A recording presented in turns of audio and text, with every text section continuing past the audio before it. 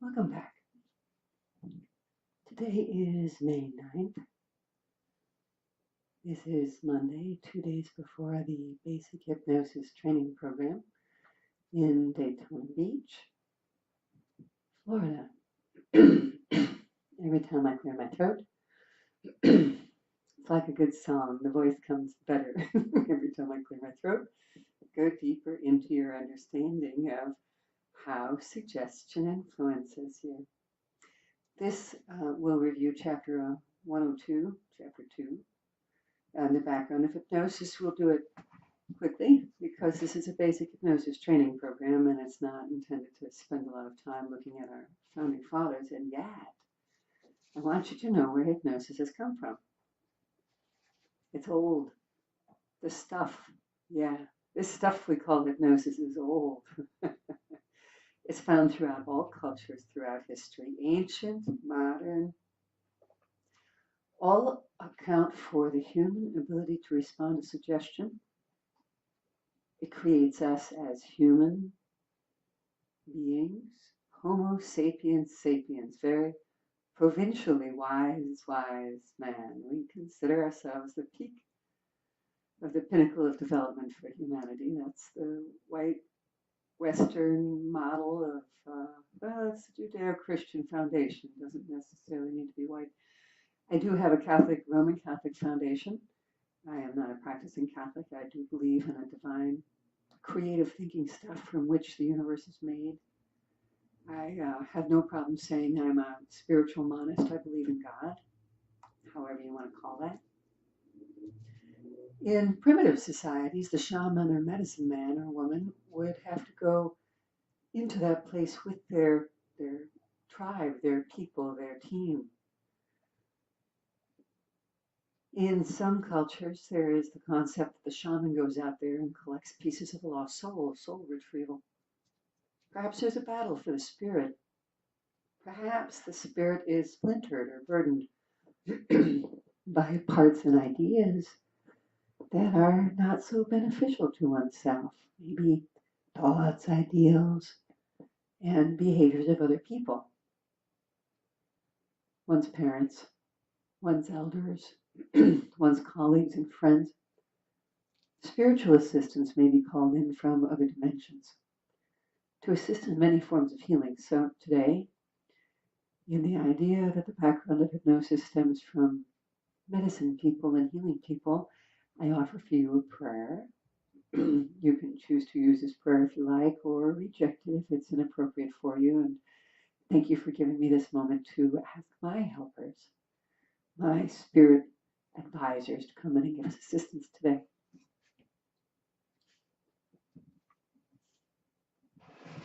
Again, I assume a position with my feet on the floor. You've seen it if you've watched the chair position.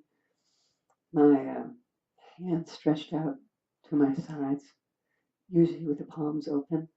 And I ask for help. Creative intelligence of the universe come into my body, and then I breathe it in. And I breathe out all waste. Creative intelligence of the universe come into my body. And I breathe out all waste. Creative intelligence of the universe come into my body.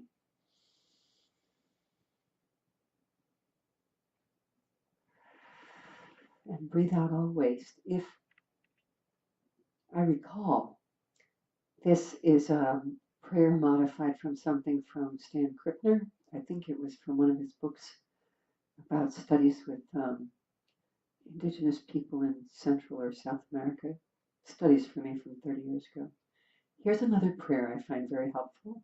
Again, I take my position with my feet planted at shoulder width, and I imagine that my feet have roots like a big strong tree, and the heels and the sides of the feet and the pads of the feet on the front and the toes all have roots that lock down into the earth, going all the way down to the center of the earth, and that the arch of my feet is like a bubbling well of energy. For those of us old fogies who remember how to prime a pump, well, there was the little hand crank, and we put a little water in the front pitcher, and we start pumping, and the water comes pouring. So breathe in and imagine we're just priming the pump. breathe out all waste. Breathing in and breathing out all waste. And imagine with the next in-breath, you're filled up with a beautiful flow of energy from the center of the earth, just like wonderful spring water. Breathe it in, up your spine as if your spine is a hollow straw. Imagine it comes up through your legs and body and spine, as if your legs and body and spine are a hollow straw. Just breathe it in. And it may reach a point that it apexes out the top of your head like a fountain coming to a peak and comes back down around the edges of your body. And with my hand movement, I'm showing you that I consider the body to be an energetic field that's just a little bit bigger than what I can reach with my arms. It goes with the idea of, I think it's Da Vinci's man standing outstretched with a circle around him, a complete human being with energy field intact. Here's another prayer I use. I think this one's called Gayatri. I think it's a Hindu descent. And I most likely have modified it.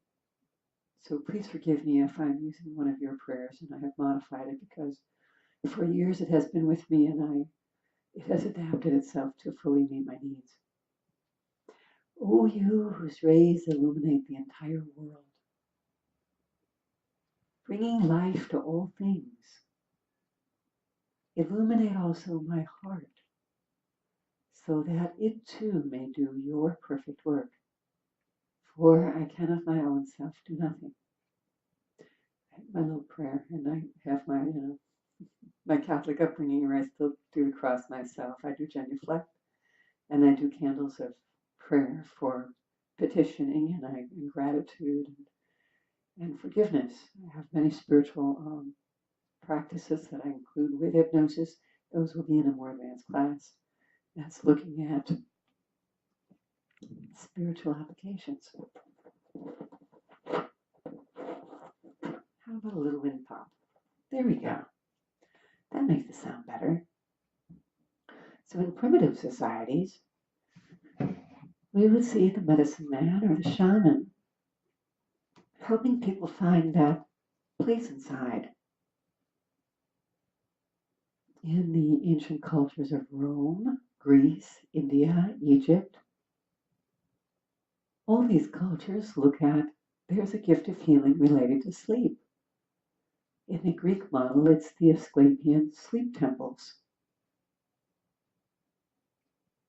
With the rise of Christianity, some branches of religious practice, hypnosis has been cast in light of being something evil.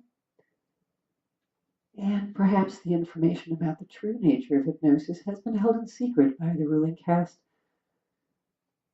for religious and political reasons.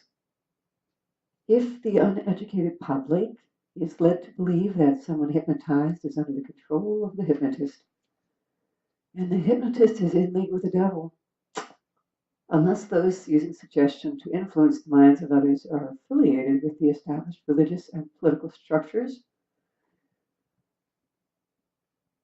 because when it's affiliated with authority, it's the one way, the only way, the true way. So in all good lies, there is a seed of truth. One of the darkest taints of hypnosis in the modern fundamental Christian perspective is that hypnosis creates a vulnerability to possession.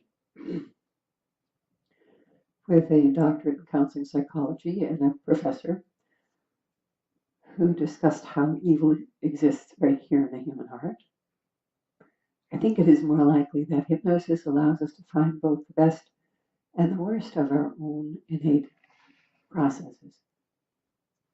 If you are interested in the religious aspects of hypnosis, here is an extra credit book.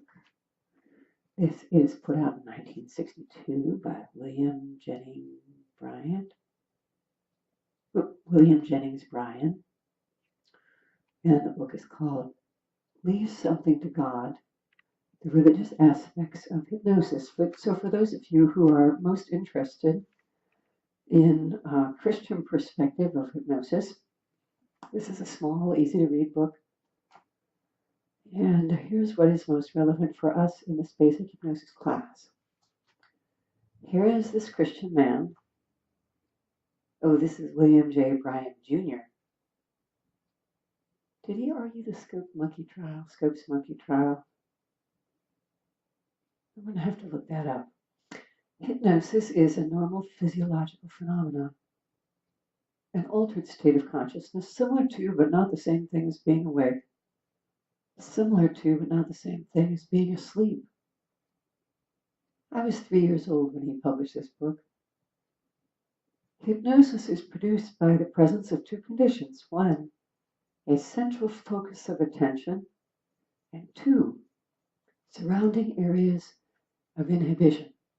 This works really well with the concept of Gestalt, because from the Fritz Perls perspective, we are driven by innermost needs. I have a need, it comes forth. My goodness, I believe my mouth is dry. So I reach for a glass of water. And I have a sip.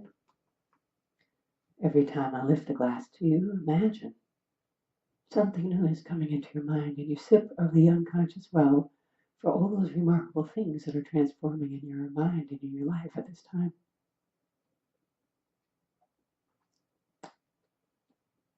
And perhaps you're surprised and delighted as you observe its unfolding.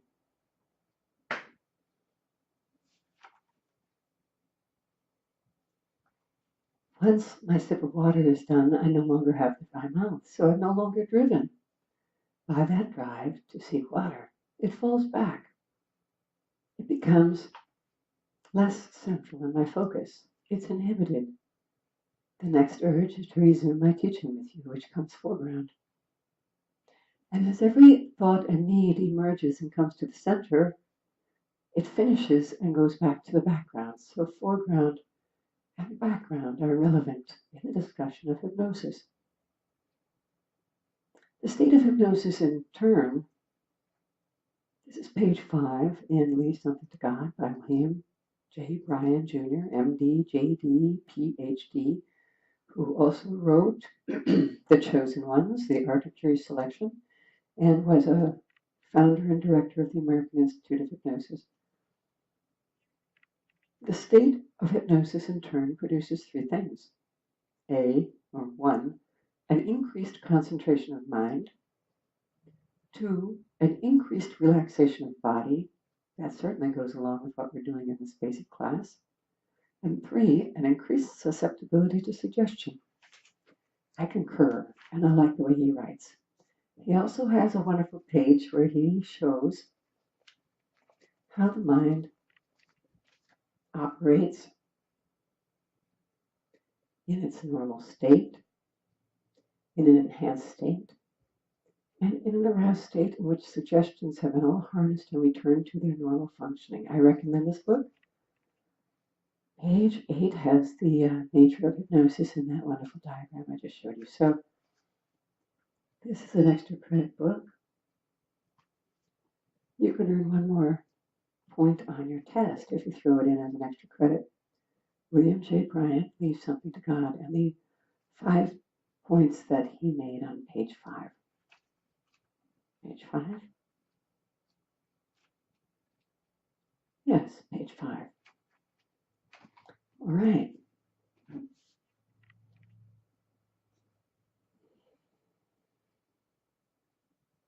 The rise of modern science also cast a shadow on the phenomenon we shall call hypnosis. In 1772, a French physician named Antoine Mesmer introduced his theory of animal magnetism. He started as a priest, then went into law, and finished his career in medicine, healing. At some point in time, he observed a priest doing a hands-on healing. Some of the stories I've read say a man named Father Hell, and other people say a man named Father Gasner, perhaps both. A priest would stroke the bodies of the subjects in need of healing. The subjects would apparently fall into a trance and waken free from their presenting problem. Mesmer theorized that there was some form of fluid or energy passing from the hands of the priest through the body that created the healing. He thought of it as magnetism and thought it could be influenced by magnets. The French Royal Academy of Science investigated his new methods. He asked them, and they snubbed him. But his reputation for finding healings attracted the attention of the king, who awarded him some prize for his excellence in work, and Mesmer thought he should have a larger prize and refused it, which got the attention of the king and the Royal Academy of Science, who promptly opted to look at the work of Antoine Mesmer. Then Franklin was in France and joined them. He concluded, because Mesmer decided to snub them back, he refused to let them in the door. One of Mesmer's approaches to handling the masses was to magnetize a tree in his yard. So instead of his elegant boudoir with his baguette, his oak baguette with iron rods and filings inside, magnetized for the upper class, to experience animal magnetism for themselves, he magnetized a tree in his yard. And the people who did not have the funds to gain entry could touch the tree in his yard and gain healing. Then Franklin said, if they're getting well, it seems to be by their own imaginings, or something of the sort. Mesmer was taken to be a fraud, and Ben Franklin was ahead of schedule with psychosomatic medicine. The term had not been coined yet. One of Mesmer's disciples, the Marquis de, I'm not going to say this name right, Boussigier, my French is not there, page 12 in the manual, believed there was a cosmic fluid described by Mesmer, but it was not magnetic. Electric is what he thought. He believed it emanated from all living beings, plants as well as animals. And he noticed that there was a strange phenomenon of somnambulism associated with hypnosis, commonly found among sleepwalkers in deep sleep. While Anton Mesmer's theory of animal magnetism was debunked by the Royal Academy, the modern science, or the modern application of healing through energy, is found through Reiki, and Reiki shares in unity churches are common in many communities. Therapeutic touch, which can be found in hospitals, healing touch, reconnection energy, all these forms, and more I'm sure, of hands-on healing, which is also found in Pentecostal churches, evoke something in human beings to heal and change aspects of their life that had been previously bothersome. We will do some evening experiences, looking at energy fields, observing who can perceive them. We'll do some evening exercises that have to deal with ruffling and unruffling the energy fields, using our hands as scanning devices to observe what we can experience, using our hands as sensors, passing them around the body. These things are generally taught in more advanced classes. I will include them in a basic class because we are energetic beings. The ability to influence another person is strongly dependent upon the inability to relax ourselves first, so that we can influence the mirror neurons of our clients to enter a state of greater relaxation. In the 1840s, John Elliotson was a British surgeon, and he performed operations using animal magnetism. He was condemned by his cohorts, and he had to resign as the head of the University of London Hospital. He refused to give up animal magnetism. Dr. Esdale observed a demonstration of animal magnetism while on vacation in England, returned to India, and had over 3,000 successful operations in a prison hospital using nothing but animal magnetism. He reported his successes to the British Medical Association and was forced to close his hospital. He had to return to England to face charges of charlatanism. He was accused of being sacrilegious because God meant for man to feel pain. Then the Queen of England began to use chloroform to ease her labor pain, and the religious theory of man needing to feel pain was tossed aside in favor of the modern scientific world of drugs and anesthesia. In 1840, the word hypnosis was coined by James Braid. He stumbled upon it when working with a client. He recognized the state.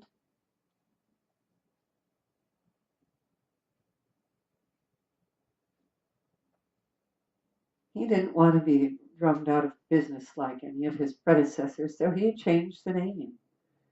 This is the most common way people deal with hypnosis. They change the name and give you something new, something special, something different from what those old medicine men and shamans do. Yeah, it's different than that. There's something different is occurring here. But Braid decided that the state was a nervous sleep based on the way the subject looked to the hypnotist or onlookers. But the state being occurred when a subject expected to enter trance, the mesmerist passed hands over the subject's body, transmitting the animal magnetic fluid, and suggestion was given while using eye fixation.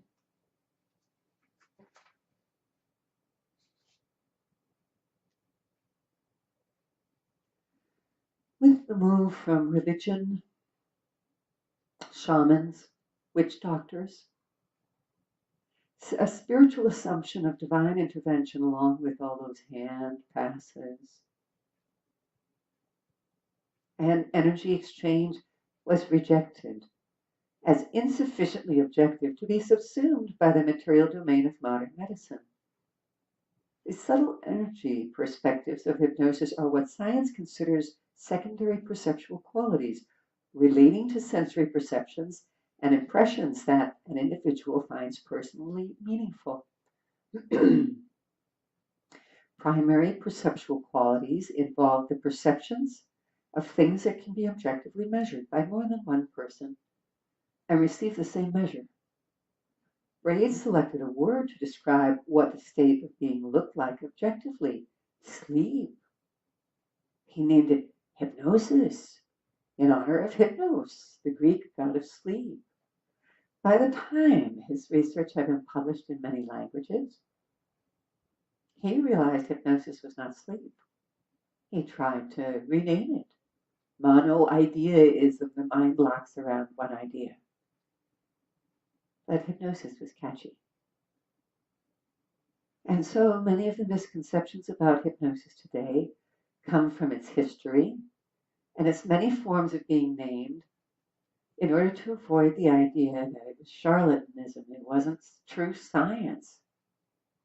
In the 1870s, Charcot, a neurologist and head of school, Salpeltier, am I saying that right, in France, described 3 states of hypnosis. 1, lethargy, that's a physical relaxation. 2, catalepsy, limbs remaining in any position that they're placed. And 3, somnambulism, being able to walk, talk, and be anesthetized. He thought that only the hysterics could do this. So a person who was hypnotizable in Charcot's world was a hysteric. Sigmund Freud was drawn to study Charcot's methods. In the 1880s, French physicians Bernheim and Liebold adopted Braid's ideas of induction via suggestion, and they accurately identified hypnosis as a natural phenomenon.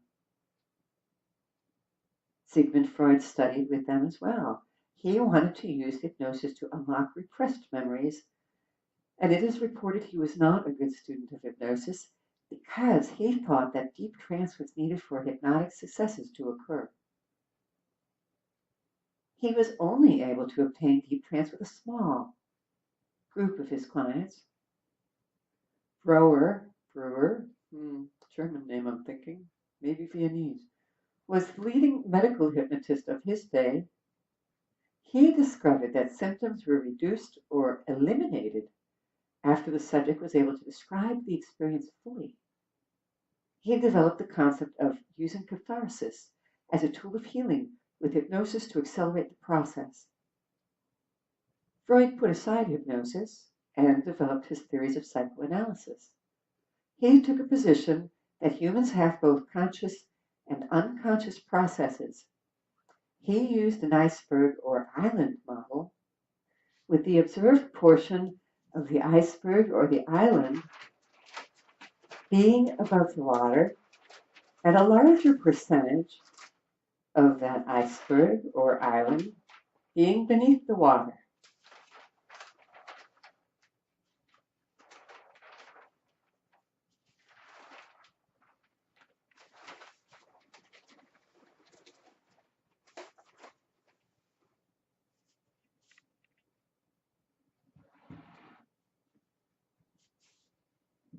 And so we get an arc with a small percentage coming out of the water, just my little scribble indicating a water line, and then we have a conscious mind at the top of our island.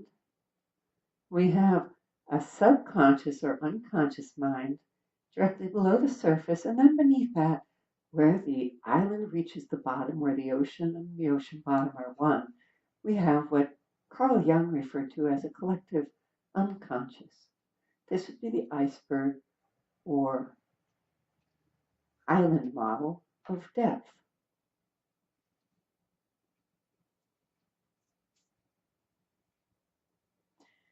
Along comes Emile Coué from the mid-1800s to the early 1920s. He is what's referred to historically as a lay psychotherapist, and he founded his therapeutic method on autosuggestion, meaning the way we talk to ourselves, and he uses repetition.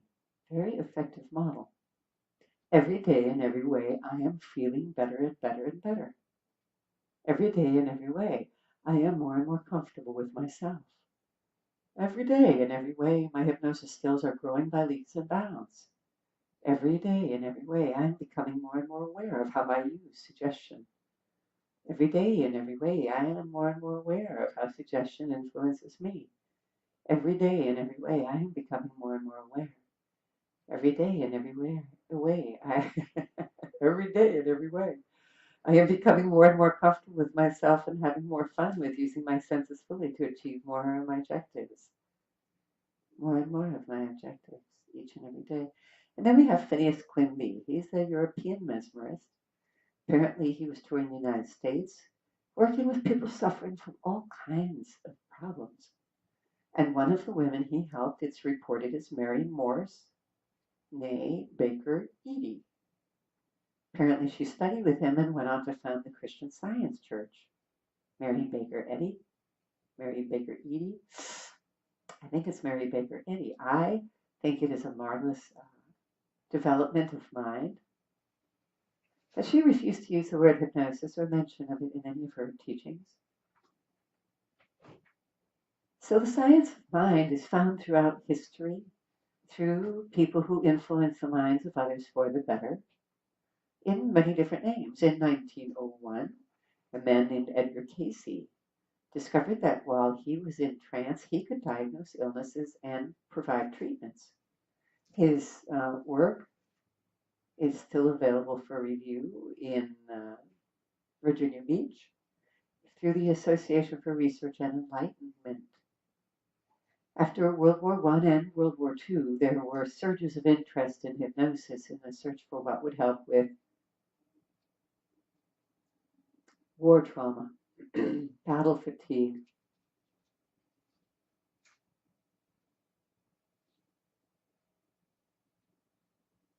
Generally, hypnosis had a decline through the early 20th century and was kept alive by the stage hypnotists, the entertainers, and psychologists. In 1908, a man named Elman, he was a boy then, became the man who wrote my Bible in hypnosis, hypnotherapy. We will use his book for an advanced course in medical applications.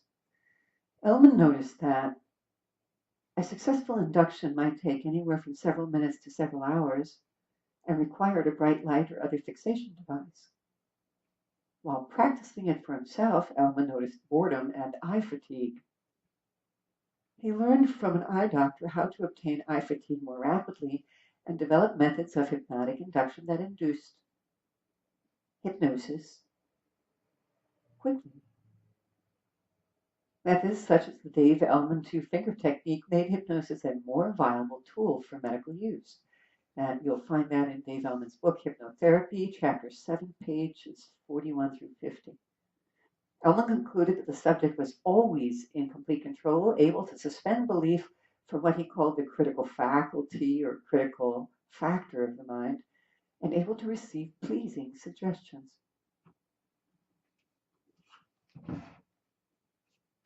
He noted that when improper suggestions were given, one of two things happened.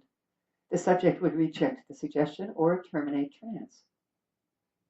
He defined three things necessary for hypnosis. This is in the introduction. 1, the subject had to be willing. 2, there had to be communication between the hypnotist and the subject. And 3, the subject had to be free from fear of or reluctance to trust the hypnotist. He also proved there was no one way to hypnotize people because once you learn the elements of suggestion, there are limitless techniques available. It can relieve chronic pain and it can be induced instantly.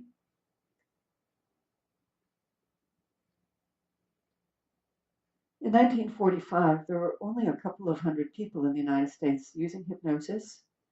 By 1955, the British Medical Association reported it was a valuable tool. If I recall, Wm Jennings Bryan, MD, that guy, he helped with getting it approved. I thought it was the year before I was born, 1958.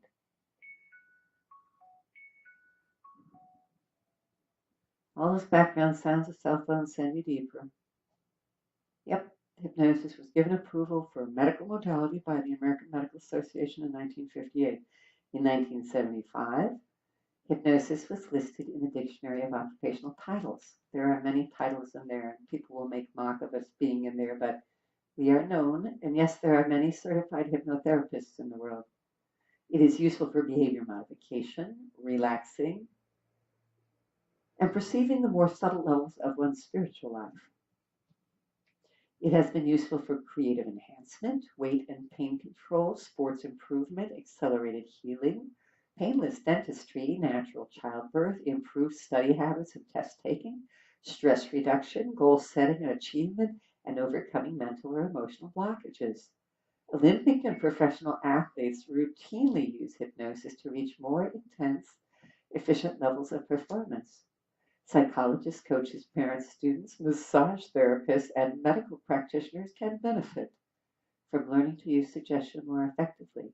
Anytime you hear a ding in the background of someone's cell phone ringing or dinging, you use those sounds to reassure you all is well in the outside world, and you just go deeper into understanding suggestion. All background sounds can send you deeper into a state of well-being. Hypnosis is a powerful tool for relaxation in a world of increasing speed and complexity. So how do you learn how to do it? Well, you can take a weekend training program. That's where we're starting. I consider that a start. A 50 or 60-hour basic hypnosis training program is a start. My first training program was 100 hours. The second training program was 50. I did a third, fourth. I have over 1,000 hours of training. The hypnosis organization I certify with is intent upon having at least 220 hours of hypnosis training for those who receive certification.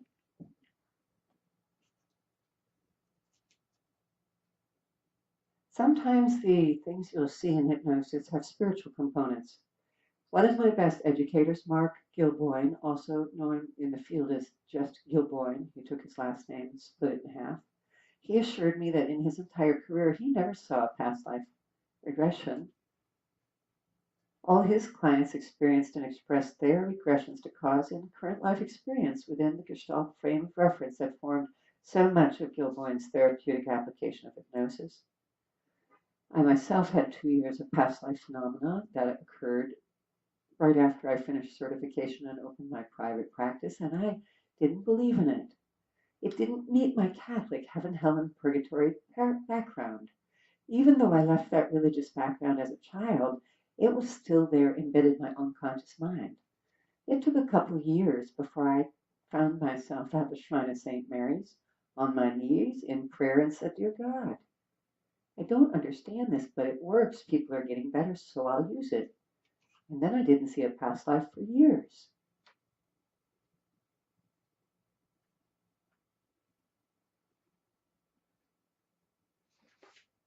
The next cluster that came upon me that lasted for about a year was a cluster of child abuse. And so in my career development, there have been clusters of clients that have come to me to teach me the things I need to learn at that moment. The phenomenon of hypnosis, as I have been describing it for you, has a broad range of applications, a broad range of theories.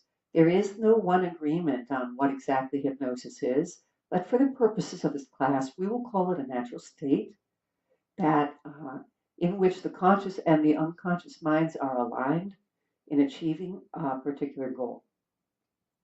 All hypnosis organizations define their own parameters of effective education and attract like-minded individuals and organizations. Some organizations have an empirical foundation. Some have subjective, spiritual, esoteric, or outcome-oriented approaches. Some hypnosis organizations require advanced degrees. Some are more inclusive. Some organizations teach an assumption of hidden architecture in which the members are experts. Others assume an open architecture in which members are helper collaborators and the hypnotic subject is the expert regarding him or herself.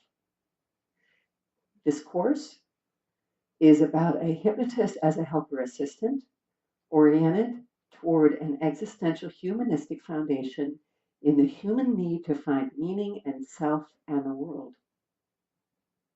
So the debate about what hypnosis is and isn't is ongoing. What is the best way to teach it? What constitutes competence in hypnosis? There is no one national or international consensus because it is an ongoing debate. Is there such a thing? There are some organizations that offer money to prove it. I'll have to think about who that is. State or process? Is hypnosis a state or is it a process? Is it dangerous or is it benevolent? Is depth necessary for a good quality of response, or can a quality of response be obtained without depth? Is it a medical tool or a natural tool of human growth and development? Is it an exclusive or an inclusive field? Are we dealing with false memories or are we actually retrieving memories? Is it a restricted practice or is it a free and open practice? These types of debates and your opinions about these things will help you cultivate the foundational arguments and assumptions that will guide you in your development as a competent master hypnotist. And should you continue this training as a competent hypnotherapist, a very competent colleague of mine. Thank you. There is no scientific debate about the value of spirit guides or spirit helpers or teachers or angels or demons, or robust scientific exploration into the possibility that nature is minded. Even plants are wise in their own ways and have things to teach us. I am a spiritual monist. I believe nature is minded and I am a part of the web of life. I like the idea of the indigenous in which Mitaki Oyasin, all my relations are an honorable thing that we share back and forth, the goodness of living. Today, in the United States, we live in a Judeo-Christian culture that places humans at the pinnacle of domination in the natural world. We assume the accumulation of profits and centralization of a bottom line to determine value for human life is a viable form of cultural interaction. There's little debate about sustainability, the capitalistic model with a skewed accumulation of wealth, the specious claim of an open hand in a free market that has many black markets to fill the the real and expressed needs of the human population, or the possibility of improving distribution channels for the abundance of the resources that exist on this planet, it is my assumption that non-individualized spiritual aspects of humanity may be encountered in the practice of exercises in this series of training manuals. Explicit methods for dealing with spiritual phenomena will be addressed in the Hypnosis 300 manual. So by adding the simple mind power tools of hypnosis in the process of change, growth, and development in your life, you can expect to learn a lot about yourself. Like, what do you like? What do you dislike? What do you want or need that you haven't gotten yet? Expect to learn to discern and move toward those things that you like. Move away from the things you dislike and move toward those things that you want but haven't gotten or done yet. As you learn to harness the powers of your subconscious mind by aligning your conscious and your unconscious thoughts and beliefs, you can transform your life for the better.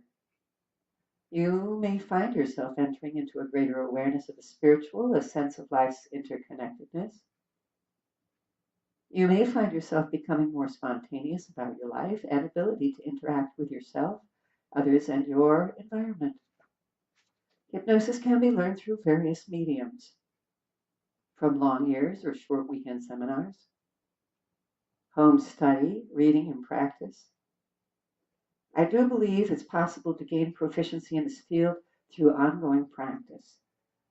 Learning to be a good student of hypnosis requires a life of study on this particular subject.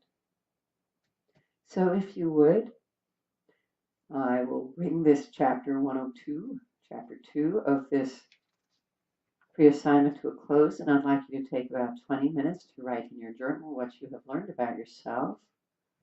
And I thank you. See you again soon.